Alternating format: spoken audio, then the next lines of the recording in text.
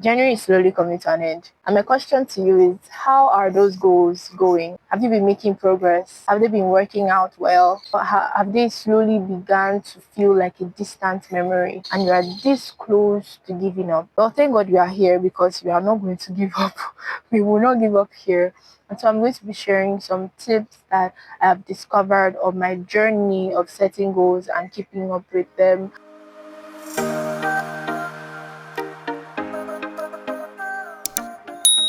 Hi guys, welcome back to my YouTube channel. If you're new here, my name is Oto-Obong.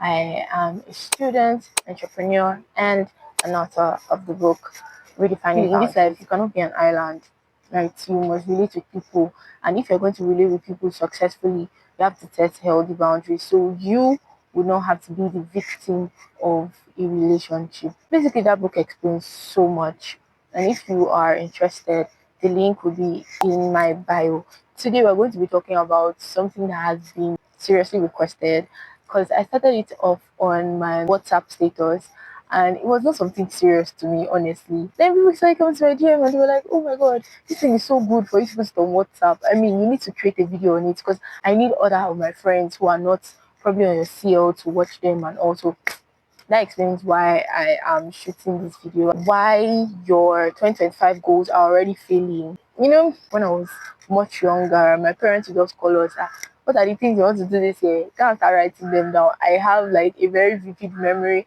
of me sitting down and just like, oh, I want to do this thing this year, I want to do that this year. It will be plenty. January is also my birth month, so it's also like new year, new age, so new me. It has to be new me, right? And so I'll try. But before mid-January, I am already, so it's something that I have given up on like a lot of times, and I totally understand if you are part of the people in this category who say goals do not really work out for me. Goals are not my thing. You know, goals are just for a certain type of people. Goals are not for a specific type of people. And I think that's what I want to start this video by sharing, that goals are really, really important, because if you fail to plan, you plan to fail. I think that's how they say it, right? If you don't have a plan for your life, if you're not living with expectations for something, then be ready to get anything. And I don't think that's how anybody should live life, because really, the time we have here on earth is short. And that's why the Bible tells us that we should walk circumspectly, redeeming the time. You know, right now, think of it. Where are you now? It's either you're not in school, or you're in secondary school, or you're in university, or you're done. I don't know what category you are in, but trust me, very soon you're not going to be here again. I'm just thinking about my life. I'm at 300 level presently. Very soon I'm not going to be in UI again. Today is the 14th of January. At the time I'm going to be uploading this video, will be the 26th of January. There will be no other 26th of January 2025. So if you're just living your life just like that, no plan for the day, no plan for the week, no plan for the month, no plan for the year, trust me, you're just going to be living. Anything will come your way. So it is very, very important that you have goals. Now, the question is, why is it that my goals fail? Why is it that before the end of the year or before the end of January, I'm not even able to accomplish anything? That's what we're going to be talking about today. The first mistake that we make, vagueness. So what do you mean you're telling me that you want to be fit this year? And what does that mean? Or I want to improve my knowledge this year. What does that mean? It is too vague. And so it is even overwhelming to you whenever you see that goal. Because what are the things I'm going to put in place for me to be fit this year? What are the things I'm going to put in place for me to improve my knowledge? Knowledge in what areas, really? So that is a mistake we make. And so how do we fix this? By being specific. I want to be fit this year. Okay, how? How do you want to be fit? Okay, maybe I'm going to be lifting weights. How often will I lift the weight? See, being specific goes down to the very details. If you're saying you want to read more books this year, define your more. I want to improve in my CGPA this year. What is improved to you? What CGPA are you looking towards? Be specific. And now we're not just going to be ending at being specific. Now, what are the things that I'm going to do for me to achieve this thing? And that's leading us to our next point. Actionable plan. It's just there. I want to read 20 books this year. How are you going to do that? 20 books is a lot. Like on your, you cannot just do it in one day. And so it has to be broken down. So how do we fix a situation where there is no actionable plan? How many months do we have in a year? How many weeks do we have in a month? How many days do we have in a week? Like, I'm trying to make you understand that if your goals have not gotten to your daily routine, you are still playing. Not all goals would get down to the daily routine. Some goals would stop at weekly, some goals would stop at monthly. Now I want to explain. So one of my goals this year is to read 36 books at most and at least 30. Now 36 is a good number. That is very, very specific. Now, actionable plan. We have 12 months in a year, right?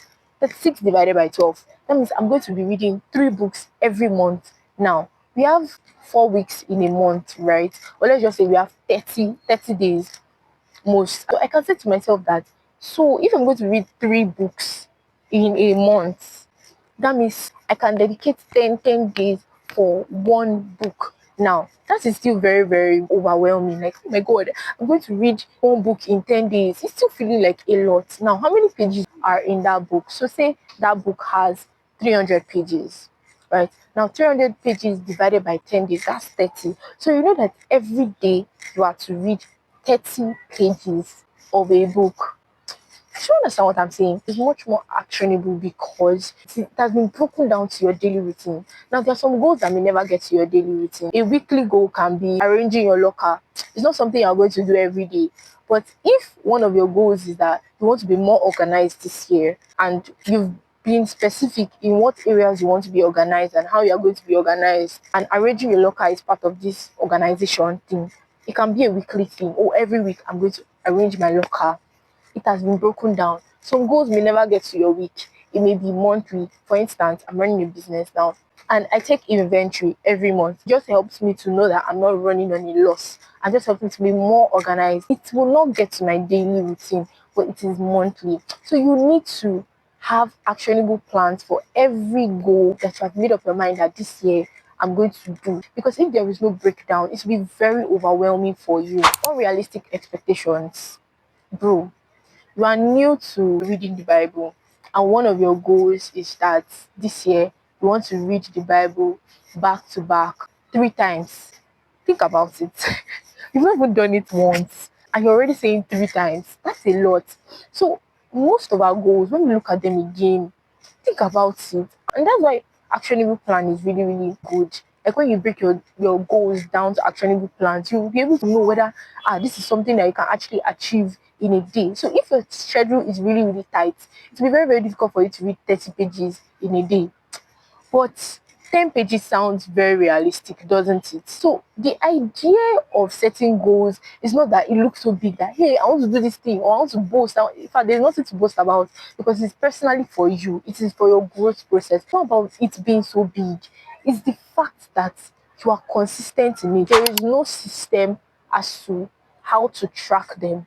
Like your goals are not measurable. So you go weeks, you go months, and there is no system that I've set in place that, oh, I'm going to be checking through my yearly goals to know how close am I to achieving it. So say for instance you want to write a book this year. You're not just going to leave it as writing a book. I mean, of course, there's going to be actionable plan, right? Okay, so maybe I'll write 10 pages per day and all. But is there a system where you can actually sit down, maybe a weekly reset or a monthly reset, and look through and be like, oh, how close am I to finishing this book? Have I been diligent enough?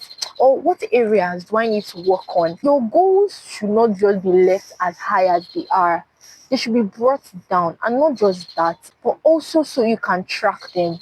If there is no system like that, I promise you the whole year will go and you're not able to achieve those things on your list. So you should create a system. It can be a weekly reset. At the end of the week, maybe we give a time on Saturday. I want to go through all of my goals for this week. Was I able to accomplish them? Why did I not accomplish them? Or by the end of the month, it can be quarterly too, after 3 months. And this could also involve accountability partners. If you're not able to do the tracking yourself, if you have an accountability partner who can help you track it, that, oh, okay, it's 3 months now, how far have you been able to go? Something like that, where your goals should be tracked. There should be a system for tracking. Yes, so you'll be able to measure it and know how far you're going. There's no contingency plan. It's something that my public relations lecturer always says, if it can go wrong, it will go wrong. So you want to read the Bible this year, and maybe you have even broken it down. I'm going to be reading 10 chapters per day. Something will happen.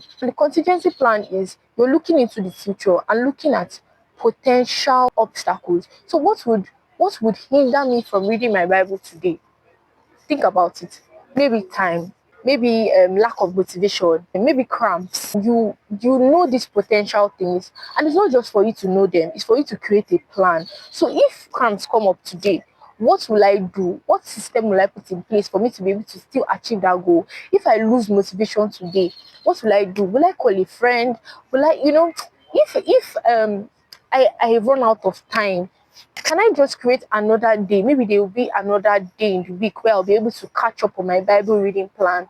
But all of these potential hindrances that I have seen, you're not just seeing them to leave them like that, but you're also creating plan to in case this obstacle show up. Another mistake is that we fail to categorize and prioritize. So as much as our lives are not segmented, right? There is not my spiritual life or my family life or this life. It's only one life we have. But then there are different areas of our lives. There are several categories, and we should have goals under them. Personal development, you have goals under them. Academics, you have goals under them. Family or relationships, you have goals under them. But then these goals should not just be left like that. They should be in order of priority. Do you know why this is important? This is important so that you will not major in the minor and minor in the major. And this is one of the mistakes that many of us make. It is very important to prioritize so that when something wants to happen, we know that, oh, that means this one will fall off, but this one never. This one is a non-negotiable. I must do this year. And the last thing I want to talk about is self-reliance. You started 2025 and you're just planning goals, planning, and there is no place of God in it. Like you have not submitted your goals to God. Like you're relying so much on your own strength. You are wrong, oh. If you're a child of God that are listening to me, you are very wrong. And if you're an unbeliever, you should give your life to Christ this year. Don't let 2025 pass you by and you have not met Christ. Your days on earth are short. And it will be so painful and so disheartening if at the end of it, the only thing you can say is that, oh, I went to primary school, I went to secondary school, after secondary school, I went to university, after university, I got a job, I got married, and that's the end of your life. No impact. See, impact, I'm sorry I'm veering off, but let's talk about this. Impact is not just what people say, oh, this person did this person did that, or success rather. Success is not that you had money. Success is not that, oh, you were prosperous, you were giving to the needy and you were giving to the poor. That's what success may mean to everybody else. Oh. But success is that you have come to this earth to fulfill the purpose of He that created you. And I promise you, you cannot even fulfill God's purpose if you have not received Christ. You have not started living yet if you have not received Christ. I cannot even lie to you. You are still existing. You are just there. So if you are not a believer, maybe something you should add to your New Year resolution is that you are going to find Christ this year.